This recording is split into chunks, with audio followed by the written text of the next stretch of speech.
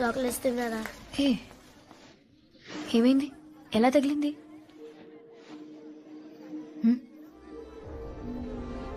Morning ball తగిలిందమ్మా.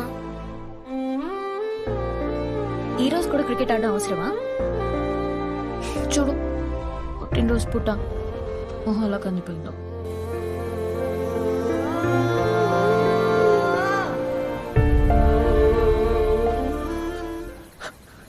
అమ్మ నీకు దెబ్బెలా తగిలిందని అడిగినప్పుడు నేను కొట్టానని ఎందుకు చెప్పలేదు?